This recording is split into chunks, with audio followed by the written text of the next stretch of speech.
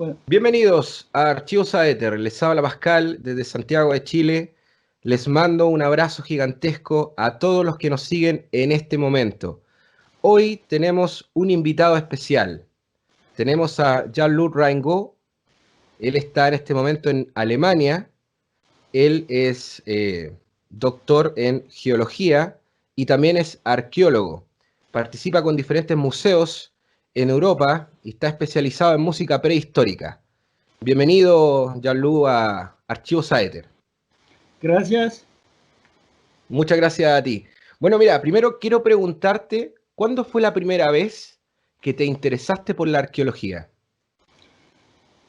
Fue durante vacaciones con mis padres en la casa de mi abuelo en el campo a 250 kilómetros al sur de París, en un lugar que se llama Grand Pressigny. Es un lugar donde encontramos muchos fósiles y también muchas herramientas prehistóricas. Y en un día de lluvia, mis padres se preguntaron, bueno, ¿qué hacemos con los chicos? Vamos a visitar el castel en Grand Pressigny, y acá había una exposición sobre herramienta prehistórica y fósiles. Ajá. Y noté de inmediato que, son las piedras. Estas piedras lo puedo encontrar en los campos alrededor de la casa. Y durante casi todas las vacaciones estaba buscando por piedras en el campo. Y ¿Ya? tenía seis y media. Claro, tenías 6 años de edad. Sí. ¿Y qué herramienta que te llamó más la atención y tú te sorprendiste y te llevó a interesarte por la arqueología, por ejemplo? Algo específico. Ah, un poquito de todo, como la gente me fue claro en ese momento que había hombres personales, seres humanos, que podían vivir con herramientas para cazar, para trabajar la carne, para trabajar la piel, para trabajar la leña y todo, solamente con piedras. Y eso con seis y media me parece totalmente increíble de ver estas cosas. Y también los fósiles. Están en el Mida de Francia, y aquí en el campo hay conchas de mar. ¿Por qué hay conchas de mar aquí en la Mida de Francia, donde el mar es a 200 kilómetros? ¿No? Eso me interesó por la geología para la arqueología prehistórica, y empezó a recolectarlos, a hacer mi colección. Sí. Y, por ejemplo, en el caso de esto que usted me comenta de ver que hay culturas antiguas que pueden también trabajar con solo piedras, ¿qué le hace reflexionar acerca de esto y en comparación a nosotros, cómo trabajamos hoy en día, por ejemplo? ¿Qué le evoca eso a usted? Fue el paralelo entre los cuchillos que teníamos a casa para comer y todo, y los cuchillos de los prehistóricos, ¿no? Que haya una continuación cultural. Claro que en Sois y Media no pensé con palabras de continuación cultural y todo, ¿no? Pero me parece muy interesante de ver que estos personales que fueron muy antiguos, ¿no? Tuvieron casi lo mismo, en parte casi lo mismo, la misma herramienta que tenemos ahora, después de miles y miles de años. Y empezó a interesarme después por la vida cotidiana desde personales. Visitamos cuevas con pinturas prehistóricas. Tuve el honor, la fortuna de ver la cueva de Lascaux, que ahora está, que un año después fue cerrada, no podía visitarla, y ver estas fantásticas pinturas. Y me parece que, bueno, los prehistóricos, que por la mayoría de la gente son personas muy primitivas o medio chango, ¿no? Que no fueron medio chango, que fueron Claro. hombres con una vida cultural, de pintura y todo, y de arte. Usted O sea, usted encontró una riqueza en el pasado, al contrario de lo que se piensa que en el pasado hay muy poco conocimiento. Usted Sí, encontró una riqueza ahí. exactamente. Y aprendiendo que en esta temporada, por ejemplo, la temporada en la cual la gente hicieron las pinturas en Lascaux, fue una periodo glaciar.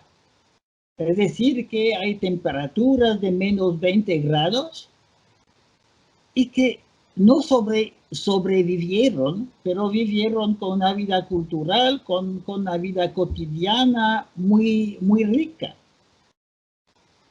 Sí, qué le hizo llevar, por ejemplo, a que usted viviera en México tanto tiempo, ya que en Europa también hay mucho conocimiento y también tanto que investigar? ¿Por qué se interesó tanto por México en ese caso?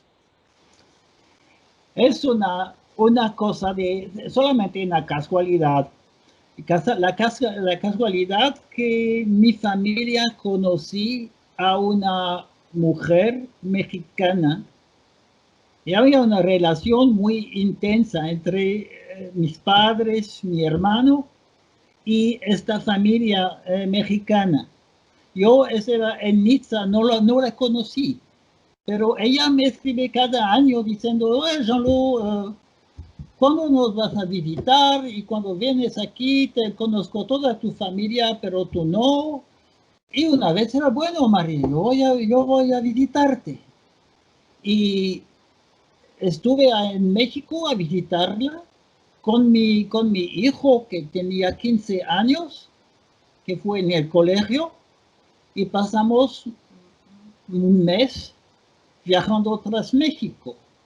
Y mi hijo empezó a hablar un poquito de español y pensé, bueno, esta es una cosa, el año próximo no voy a ponerte en una escuela alemana, voy a mandarte en un colegio mexicano para que emprendes el español.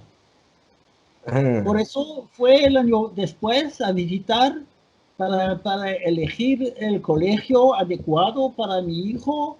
Y bueno, mi hijo se fue a México, fue a visitarlo, empezó a conocer gente en México. En México conozco un hombre que hace medicina en el sur de México, en Chiapas, hace medicina gratuita para los indígenas.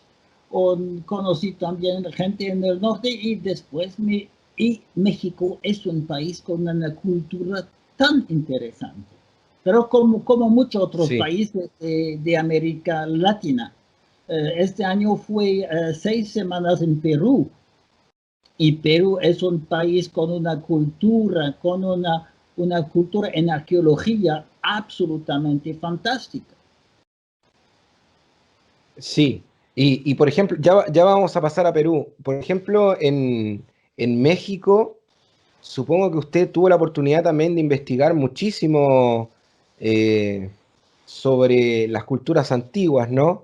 De la zona de América del Norte, de México. Sí, Se dice claro, mucho, perdón. se dice mucho de que México tuvo una conexión en el pasado con Egipto. ¿Usted qué piensa de eso? Yo no creo. Perfecto, Yo sé, perfecto. hay muchas teorías. Bueno, hay pirámides en México, hay pirámides en Egipto. Ok, pero Sí, no hay colección, no hay conexiones. Primero hay una diferencia en el tiempo de miles de años. Y ya. no había posibilidades en este aquello tiempo de no hay ninguna entre Egipto y México. No hay cosa en el oeste de África, por ejemplo, que podría ser una conexión. Son, Perfecto. es un desarrollo totalmente independiente. En México, usted, ¿qué encontró, qué riqueza cultural encontró, qué pudo investigar a fondo en México cuando estuvo ahí arqueológicamente? Hay muchas cosas. Hay muchas cosas. Por ejemplo, los mayas. Los mayas tuvieron sin ningún instrumento óptico. tuvieron conocimiento de la astronomía, de las planetas, de las estrellas, absolutamente fantástica. Conocieron la duración del año en Venus con una exactitud que en Europa conocimos en el siglo XVIII, al terminar del siglo XVIII. Los mayas inventaron, hay dos grupos de población que inventaron el cero, que es un instrumento absolutamente indispensable, muy útil para hacer matemáticas. El cero fue inventado de un parte por en la India, y tras los árabes llegó el cero y la calculación con cero en Europa por los árabes, pero proveniente de las Indias. Y la otra población que inventó el cero para la matemática fueron los mayas. Y los mayas tuvieron un sistema de computación no a base de 10, como lo conocemos, para a la base de 20. Y pudieron con pocas cosas hacer numeración en los millones.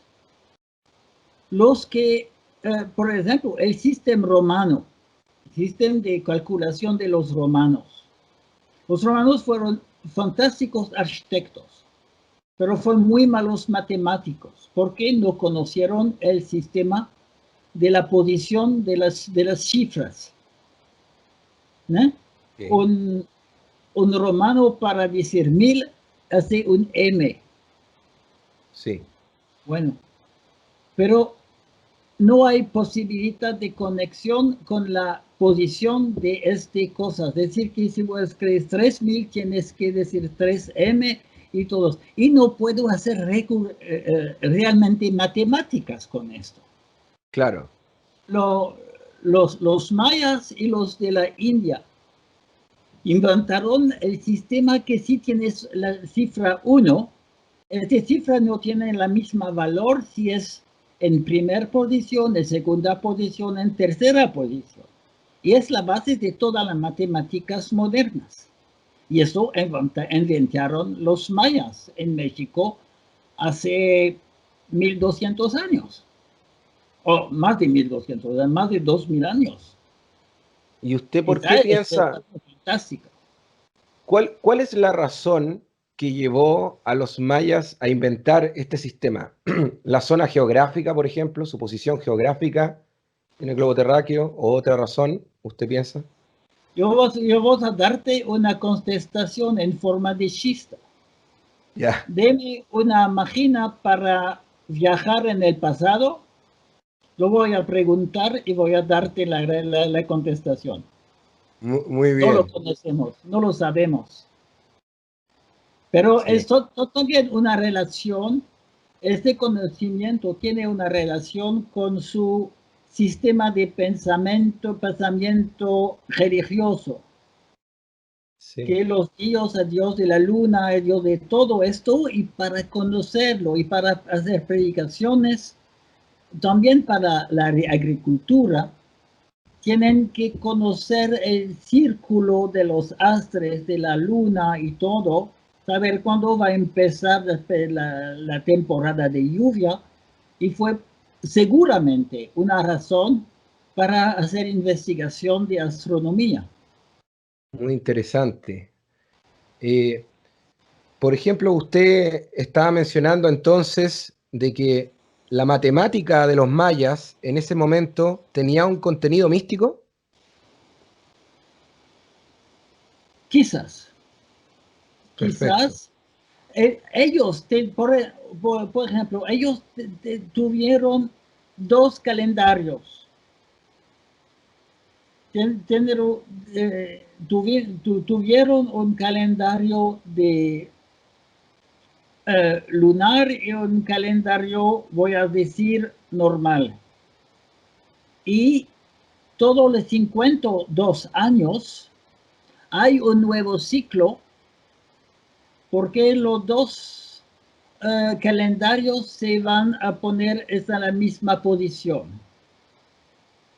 Y esta cosa de un círculo de 52 años tiene una importancia es muy importante para los mayas, para hacer predicciones.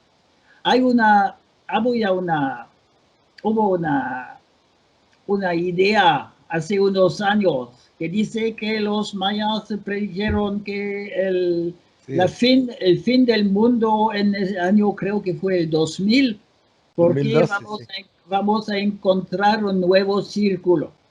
Bueno, claro. fue naturalmente tontería que no veía la fin del mundo, pero sí, solamente esta tontería fue basado sobre la cosa que hay este círculo de 52 años, y que todos los 52 años hay nuevo círculo.